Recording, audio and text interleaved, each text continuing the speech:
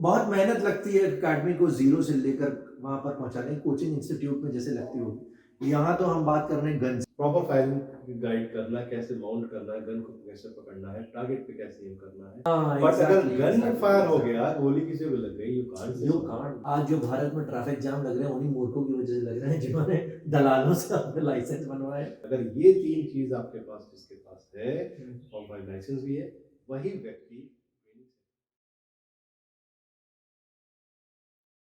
इसकी जहाँ पर जैसा कि लास्ट एपिसोड में आपने बताया था हमारा तीसरा एपिसोड है विक्रम राजी के साथ अवध राइफल अकेडमी के करता धरता और उन्होंने लास्ट टाइम मेरे को ये बताया था कि किस तरीके से उन लोगों को ट्रेन करा जिन्होंने उनके पास 12-12, 15-15 साल से गन थी, लेकिन उन्हें चलाना नहीं आता था और उनके खुद के हाथ काँप रहे थे। Now I want to understand कि जो लास्ट टाइम हमारी बात रह गई थी वो थी सर्टिफिकेट्स पे। किस तरीके के सर्टिफिकेट्स आप दे रहे हैं, इनकी वैल्यू क्या है और कैसे मिल सकते हैं? जैसे अगर मैं कोई आम इंसान भी ले सकता है उनको? देखिए, सर्टिफ़िकेट का एक जो है, तो जहाँ सर्टिफ़िकेट जुड़ा है, डेफ़िनेटली कहीं न कहीं कोर्स से जुड़ा होता है। हाँ, एग्ज़ैक्टली। इसको समझिए आप। हमारे पास 2 तरह के कोर्सेज़ होते हैं। हुँ। एक जो हमने लास्ट एक आपको एपिसोड बताया होगा सिक्योरिटी के रिलेटेड जो हुँ, ट्रेनिंग होती है, हुँ। कि जो बैंक के सिक्योरिटी गार्ड्स होते हैं, ईयरली इनको जो पसारा रूल उनका कहता है कि ईयरली इनको फायरिंग करनी ही करनी है। ओके। साल में 1 बार चाहे 2 बार। हुँ। उसके पीछे कारण क्या है कि आपकी गन की फिटनेस रहेगी, आपकी चलाने की फिटनेस बनी रहेगी, कॉन्फिडेंस बना रहेगा और जितनी भी गोली होती है, एमुनिशंस होते हैं, पुराने हो जाते हैं, जो खराब होने की स्थिति होती है, वो जो हमारा यूज़ हो गया, तो हम उसको भी कंज़्यूम करके फिर नया खरीद सकेंगे। हुँ। ताकि कभी भी मोर्चा अगर हमें लेना पड़े तो हमारे पास गोली हमारी मिसयूज़ ना हो, ओके, मिसफायर ना हो। समझ गया। ठीक है? तो ये सब चीज़ों का होता है। तो ये कोर्सेज़ हमारे होते हैं 1 डे का। अच्छा, जैसे कि मैं ये भी बताना चाहूँगा आपसे मतलब पूछना चाहूँगा रादर कि इन कोर्सेज़ को कैसे अप्लाई कर सकते हैं और क्या आम इंसान कर सकता है? आप हुँ। प्लीज़ कंटिन्यू करिए। हाँ, तो मैं ये जैसे मैंने बताया जो हमारे ये होता है सिक्योरिटी गार्ड का 1 डे का कोर्स होता है। ओके। ये लोग रेंज पे आते हैं, वो अपने इनके इंस्ट्रक्टर्स होते हैं, मेजर या अधिकारी जो भी इनके सिक्योरिटी अफसर्स होते हैं, they are from the defence वो सेक्टर। तो ये लोग इनको बाकायदा फिजिकली ट्रेनिंग देते हैं, रनिंग-वनिंग सब कराकर मेरा काम रहता है फायरिंग कराना। प्रॉपर फायरिंग गाइड करना, कैसे माउंट करना है, गन को कैसे पकड़ना है, टारगेट पे कैसे एम करना है, कि टाइमिंग होती है, तर-तर चलानी है, रुक-रुक के चलानी है। गन की फिटनेस को भी पता चला फायर कर रहे हैं, फायर पिन खराब है, ये सब चीज़। तो यहाँ पे एक ट्रेनिंग में, एक डे की फायरिंग में गन की, आदमी की, व्यक्ति की, गोली की, सबकी ट्रेनिंग हो जाती है। सब कुछ बिल्कुल एज़ इट इज़ रिन्यू होके नया भी हो जाता है, कि जो चीज़ें कमी है, खराब है, हमारे यहाँ ओनर वहीं रहते हैं, ऑन द स्पॉट वहाँ पे गन रिपेयर करते हैं, कि ताकि फिर से चला के देखा जाता है और तुरंत परफेक्ट उसको परफेक्ट सर्टिफिकेट इशू होता है कि हाँ, ये फिटनेस सर्टिफिकेट कि आपकी गन फिट है और हम लोग भी सर्टिफिकेट देते हैं कि आपने जो भी व्यक्ति ने गनमैन ने ट्रेनिंग दी हमारे यहाँ उसमें जो फायर किया है उसकी ग्रेडिंग क्या है ए बी सी में किस ग्रेड में है। तो मोस्टली हमने आज तक जो भी हमारे ग्रेड हुए हैं ए ही है, बी में तो नहीं किया। क्या बात है! केवल 2 से 4 राउंड में ही आदमी परफेक्ट हो जाता है कि करना क्या है सही। पर ये है कि उसका माइंड बिल्कुल सेट होना चाहिए कि जो कमांड दे उसको फॉलो हुँ, करें। एक तो ये हुआ। सेकंड, आम से 2016 में रूल बना है कि जो भी व्यक्ति हुँ, जैसे कि एक बताया था मैंने जब पुलिस ट्रेनिंग के टाइम में हुँ, बोलते आए थे कि 12-12, 13-13 साल से हमने गन चलाई नहीं है, हुँ, लाइसेंस हमारा हो चुका है। तो आम से 2016 ने ये रूल बना दिया ऑल ओवर इंडिया कि बिफोर गेटिंग अ लाइसेंस आप कहीं से पहले किसी भी क्लब से रजिस्टर्ड क्लब से जो कि जिला प्रशासन से राइफल क्लब वो की मान्य है, उसका यहाँ पे सर्टिफिकेट मान्य है, जो जिला प्रशासन से एनओसी प्राप्त हो, आपके स्टेट राइफल एसोसिएशन से उसकी मान्यता हो और जिलाधिकारी महोदय कार्यालय से फॉर्म 5 लाइसेंस टाइगर प्रैक्टिस अगर ये 3 चीज़ आपके पास जिसके पास है, हुँ, फॉर्म 5 लाइसेंस भी है, वही व्यक्ति ट्रेनिंग सर्टिफिकेट इश्यू कर सकता है। ओके। इसमें कई लोगों ने जालसाज़ी भी की, कई पकड़े भी गए, कई तरह के घपले भी हुए हैं। अब लेकिन अब सब चीज़ें ट्रैक पे आ चुकी हैं, लोग भी अवेयर हो रहे हैं। मैंने एक अवेयरनेस के लिए भी ये बताया, कोई भी व्यक्ति हुँ, अब हुँ, रूल जो मैं बताना चाह रहा था ना कि आपको लाइसेंस के लिए आपने आवेदन किया है कि डीएम साहब मुझे सेल्फ डिफेंस में लाइसेंस चाहिए, तो उस लाइसेंस को लेने के लिए पहले आप उस क्लब में जाकर गोली चलाना सीखेंगे और बिल्कुल। फिर आप उसके लिए प्रशिक्षण प्रमाण पत्र लगाएँगे हुँ, और उसके बाद आपका लाइसेंस फाइल आगे बढ़ेगी और एक समय बाद जब डीएम आपको देना होगा, हुँ, तो आपका मेडिकल, आपका प्रशिक्षण प्रमाण पत्र, ये सब चीज़ें वहाँ पे होनी चाहिए। अदरवाइज़ आपका लाइसेंस नहीं इश्यू होगा।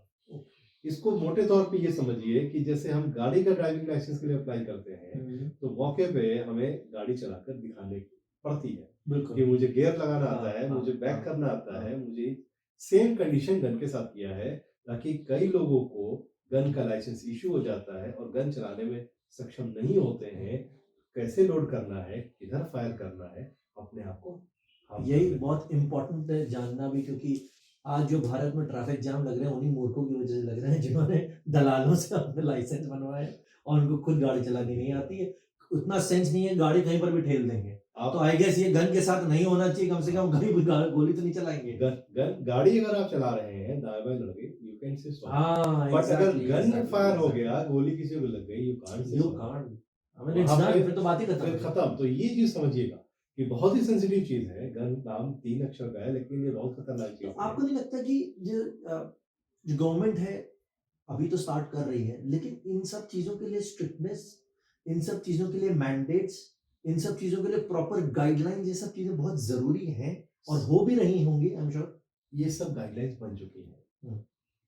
सही तरीके से समझना और समझाना दो अलग अलग बातें हैं। लोगों को ये जानकारी कैसे हो, कोई ना कोई माध्यम चाहिए। ये बात एक थोड़ा सा दीगर है कि इसके लिए कोई प्रचार प्रसार नहीं होता है। हथियार की पब्लिसिटी को लेकर प्रचार प्रसार नहीं करता है, तो इसका गलत मैसेज जाता है।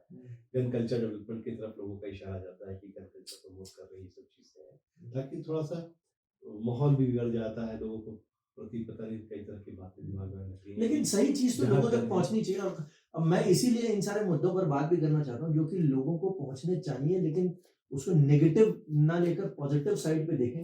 Take this gun thing as a sports, it is a sports.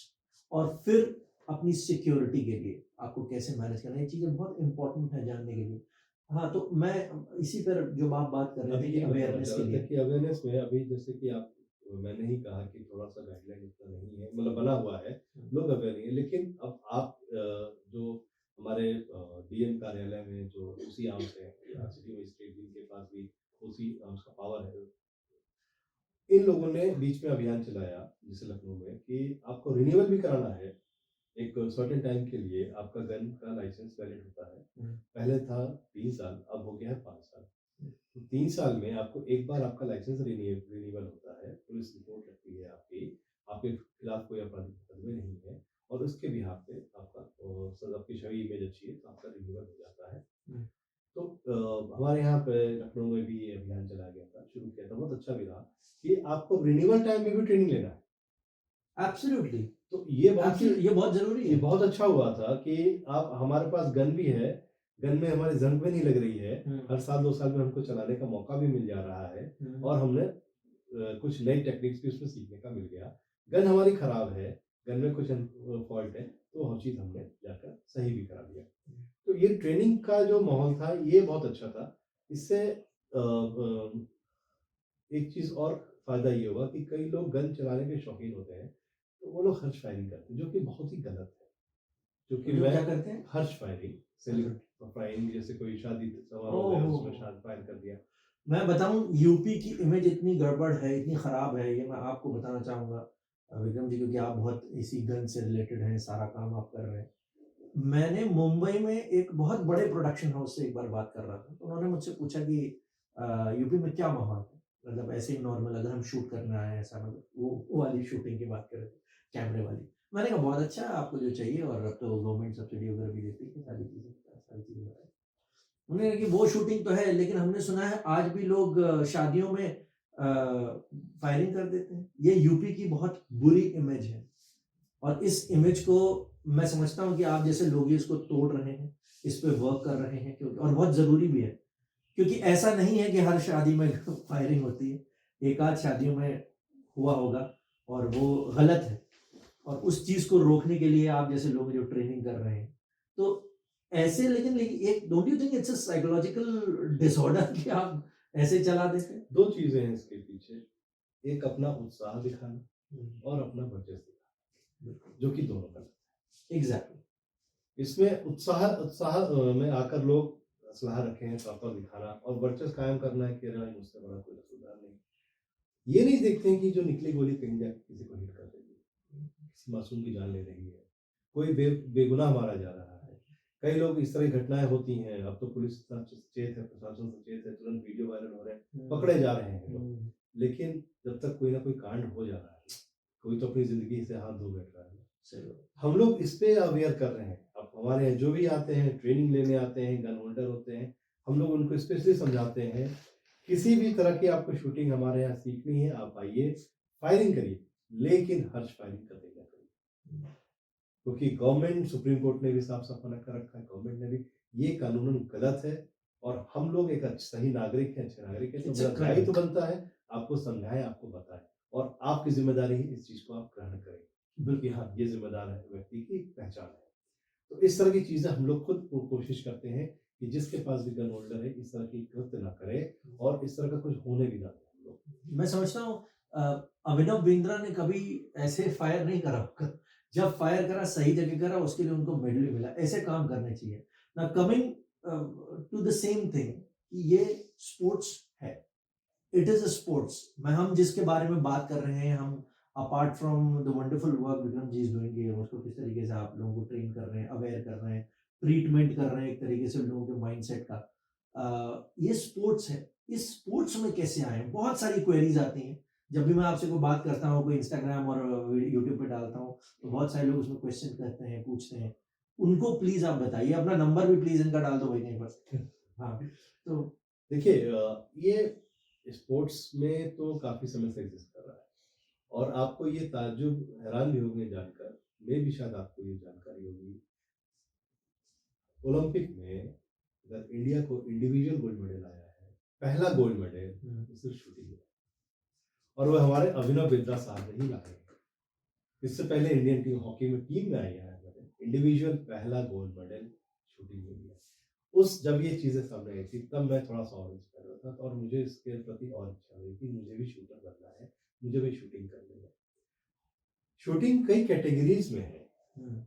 जैसे कि आपका एयर राइफल है, एयर पिस्टल है, then you come to 25 metre, .22 pistol, 32 pistol, 50 metre pistol, 50 metre rifle and then trap, double trap, skeet. ये आपके 9-10 जो भी events categories में डिवाइडेड हैं। इसमें गोलियाँ जो होती हैं, जो आप एमुनिशंस यूज़ करते हैं, जो सिविलियंस को दी जाती है, उससे काफ़ी हल्की होती है। इनका पेनिट्रेशन भी थोड़ा-सा पहले कम होता है, क्योंकि ये स्पोर्ट्स के लिए यूज़ होती है, ना कि हंटिंग या ना कि किसी और वर्क काम के लिए। तो इसके पैलेट्स जैसे 12 बोर के होते हैं, बहुत ही छोटे होते हैं, that is difference range is around 70 to 80 metre और बाकी जो अगर सिविलियंस जो यूज़ करते हैं, उसकी रेंज ज़्यादा होती है। वो सेल्फ डिफेंस के लिए भी यूज़ आती है। इन सब चीज़ों का सेल्फ डिफेंस के लिए यूज़ नहीं है। और पैलेट्स जो होते हैं छोटे होते हैं 1-2 जैसे अगर हमारे सिविलियंस वॉर में आप जाएँ 4-5 कैलिबर के पिस्टल्स आ गए हैं, 30 कैलिबर के पिस्टल्स हैं और भी 380 मैग्नम है, जिसका हमारे स्पोर्ट्स में इंडिया में कोई यूज़ नहीं है। इस इन सब बोर का यूज़ ही नहीं है। हमारे यहाँ जो शूटिंग्स में है, हमने आपको बताया 0.22, 0.32 और बिग बोर में भी होता है, राइफल होता है और ये 12 बोर के 12 गेज जो कहते हैं। बस इसके अलावा तीसरा कोई हमारा ऑप्शंस नहीं होता है। तो एक तो ये है कि स्पोर्ट्स में जो भी वेपन्स या जो भी एमुनिशंस यूज़ होते हैं, वो सिर्फ़ स्पोर्ट्स पर्पस के लिए होता है, ना कि हम किसी और काम के लिए यूज़ करते हैं। सेकंड थिंग जो भी एमुनिशंस हम लोग को मिलती है स्पोर्ट्स में, काफ़ी रियायत दर पे मिलती है, जो कि गवर्नमेंट की तरफ से शूटर्स को बेनिफिट मिलता है कि भाई मेहनत करता है, उसको डेली प्रैक्टिस के लिए कम से कम 2-250 राउंड चाहिए ही चाहिए। तो वो इस वजह से गवर्नमेंट उनको काफ़ी सब्सिडाइज़ मिलता है। बट कंडीशंस होती हैं या तो एस्पायरिंग शूटर हो या नेचुरल शूटर हो, उस हिसाब से उसको कोटा निर्धारित होता है और उसको कम रेट में पूजा मिल जाती है। तो ये तो हमने स्पोर्ट्स की बात की है। अब इसके बाद आपका हम ये जानना चाहते हैं जैसे आम इंसान, हुँ, मैं पर्सनली जब मैं पहली बार मैंने आपको बताया मैं आपके पास आया था तो मेरे को भी लगा था ये बड़ा अच्छा स्पोर्ट है। क्या इस स्पोर्ट को मैं एट माय एज में सीख सकता हूँ या कोई एज लिमिट है? और कैसे हम अप्लाई करें? आपके पास कैसे हैं? ख़ास तौर से यूपी के लोग लोग तो आपके पास बहुत जगह-जगहों से भी आते हैं, ये भी मुझे पता है। अभी मुंबई से एक पूरी टीम आई थी। बट हम जैसे अप्लाई करना चाहें तो क्या कर सकते हैं और कैसे कर सकते हैं? एक किस्सा सुनाऊँगा आपने जब ये टोका की एज वाली बात। बिल्कुल। लास्ट टाइम अभी नॉर्ज़ोन खेलने हम लोग गए थे दिल्ली में, पूरी यूपी की टीम सब लोग थे। एक बुज़ुर्ग खेल रहे थे ट्रैप शूटिंग। हम लोग पीछे पवेलियन में बैठे थे। मैं एक्सेप्ट कर रहा था ही इज़ अराउंड 70, मेरा दूसरा बोल रहा था नो इज अराउंड 75, एक कह रहा नहीं 65 है। हम्म। हम लोग आपस में ऐसे ही चिप्स समोसे की शर्तें लग गई कि भाई ये एज होगी, ये होगी, ये होगी। और डेफिनेटली अंकल का जो गेम देख के हम लोग फिर उनके खड़े हो गए अच्छा। कि क्या मार रहे थे, क्या अच्छा ट्रैप खेल रहे थे वो। हम लोग ने उनका गेम जब खत्म हुआ, हम लोग पवेलियन से उठ के बाहर आए, उनसे मिले, बारी बारी सबने गया, ही वाज वेरी गुड। उन्होंने सबने नमस्ते किया, हम लोग पूछा, पहला सवाल सबका था कि अंकल आपकी एज कितनी है। हम लोग लगाए शर्त कि भाई 72 75 समथिंग हम लोग को, तो वे जीत गए। उन्होंने तुरंत कहा मैं 83 प्लस हूँ। और हम सब एक दूसरे का मुंह देखते रहे कि हम लोग शर्त तो हारे आ रहे। और ऐसे व्यक्ति से मिलने का सौभाग्य मिला 83 की एज में, जो बंदा एक बिल्कुल यंग बच्चे को चलो टक्कर दे रहा है, बड़ा देख के अंकल मजा आ गया हम लोगों की। फिर अंकल से उन्होंने बात की कि सर आप कहाँ से हैं, तो उन्होंने कहा अलीगढ़ से है। और 83 की एज में उनका काम मुझे सिर्फ एक ही शौक होता है कि मैं जब भी स्पोर्ट्स होता हूँ गन लेकर अपना चलाता हूँ, शूटिंग करता हूँ। ये मेरा एक स्पोर्ट्स मेरा एक ही हॉबी होती है। मुझे आखिरी दम तक अपना बंदूक अपने हाथ से नहीं छोड़नी है, खेलते रहना है देश के लिए। क्या बात है। अब यहाँ तो पर इंटरनेशनल लेवल पे भी इसका कोई एज लिमिट नहीं है? नहीं, ऐसा नहीं है, मैं बताऊँ क्या है। इंटरनेशनल लेवल पे भी उसके कुछ रूल्स रेगुलेशंस बने हैं, नॉर्म्स बने हैं। पहले आप कोई भी बिगिनर होगा, गेम शुरू करेगा, अगर फायर आर्म में आप आना चाहते हैं, एयर राइफल के लिए तो एयर पिस्टल के लिए 10 ईयर के अब आप कभी भी ज्वाइन कर सकते हैं। Okay. Tell as you want, कोई ऐसी एज नहीं है, आप 80 साल के हैं या 80 साल के हैं, आप पिस्टल खेलना चाहते हैं एयर में, आप जा सकते हैं। अब यहाँ पे आता है कि आप खेल रहे हैं, एक आपका होता है फिर आप देश के लिए खेल रहे हैं, वहाँ दोनों चीजें फर्क आता है। खेलने की कोई बाउंडेशन नहीं, आप किसी एज में भी कोई भी खेल सकते हैं। पहले आप डिस्ट्रिक्ट टूर्नामेंट